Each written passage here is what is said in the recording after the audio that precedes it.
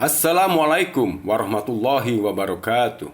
Hello guys, jumpa lagi dengan Bang Yus di Galilea Media Channel. Channel yang mengedukasi, menginspirasi, dan mengilhami tentunya. Tema pembahasan Bang Yus dalam tayangan ini adalah siapakah penulis Gospel Matius?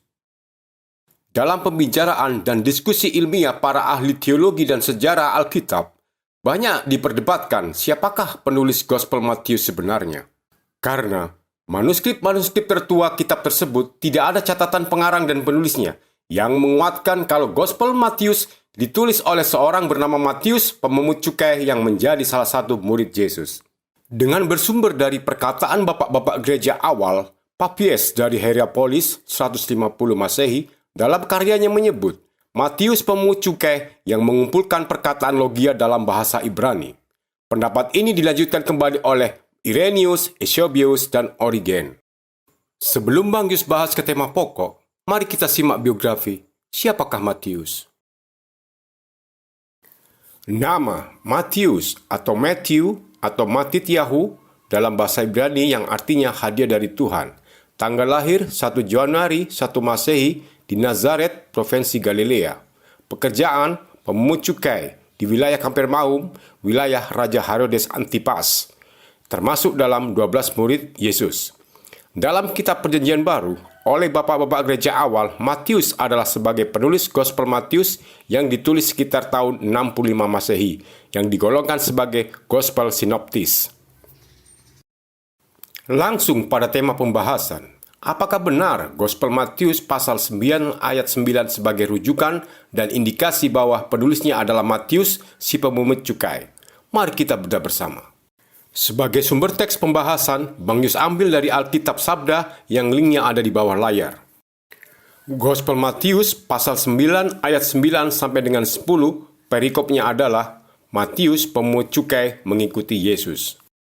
Ayat 9, setelah Yesus pergi dari situ, ia melihat seorang yang bernama Matius duduk di rumah cukai. Lalu ia berkata kepadanya, "Ikutlah aku." Maka berdirilah Matius lalu mengikuti dia. Ayat 10, kemudian ketika Yesus makan di rumah Matius, datanglah banyak pemungut cukai dan orang-orang berdosa dan makan bersama-sama dengan dia dan murid-muridnya.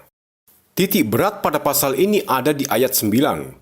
Kalau melihat narasi teks jelas sekali bahwa bukan Matius yang menceritakan kejadian itu, tapi ada orang lain yang sedang mengisahkan kejadian itu. Mari kita simak lagi narasi teks ayat 9 biar lebih jelas. Ayat 9, setelah Yesus pergi dari situ, ia melihat seorang yang bernama Matius duduk di rumah cukai. Lalu ia berkata kepadanya, "Ikutlah aku." Maka berdirilah Matius lalu mengikuti dia. Sangat-sangat jelas bahwa bukan Matius sebagai objek penulis di ayat itu. Narasi itu adalah kalimat bentuk lampau yang sudah terjadi, yang sedang diceritakan oleh seorang, yaitu Mr. X. Untuk lebih jelasnya, agar teman-teman bisa memahami, Bang Yus coba ilustrasikan seperti ini.